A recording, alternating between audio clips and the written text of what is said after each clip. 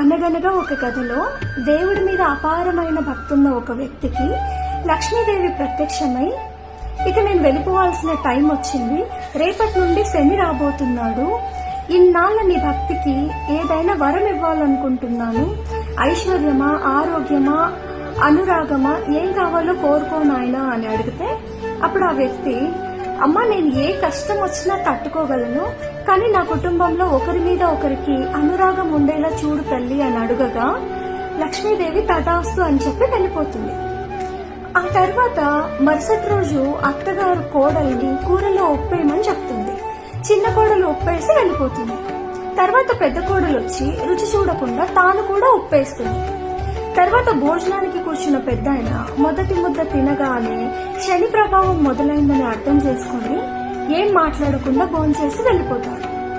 తర్వాత భోజనానికి కూర్చున్న పెద్ద కొడుకు మొదటి ముద్ద తిని చూసి నాన్నగారు భోంచేశారా అని అడిగి తిన్నారు అని తెలిసిన తర్వాత తను కూడా భోంచేసి వెళ్ళిపోతాడు. చివరిగా భోజనానికి కూర్చున్న చిన్న కొడుకు కూడా మారు మాట్లాడకుండా భోంచేసి వెళ్ళిపోతాడు. తమ భర్తలు భోంచేసిన తర్వాత అత్తగారు కోడళ్ళు కూర్చొని వాళ్ళు కూడా భోజనం చేస్తారు.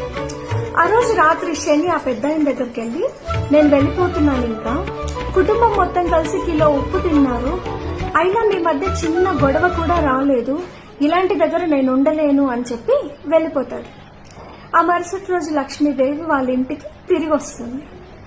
సో నీతేంటంటే, ఏ ఇంట్లో అయితే ప్రేమ, అనురాగం, ఒకరినొకరు అర్థం చేసుకునే గుణం ఉంటుందో ఆ ఇల్లు ఎల్లప్పుడూ అష్టైశ్వర్యాలతో తులతూగుతుంది. ఇది ఈ కథ సారాంశం అన్నమాట. చిన్న కథ నచ్చిందా?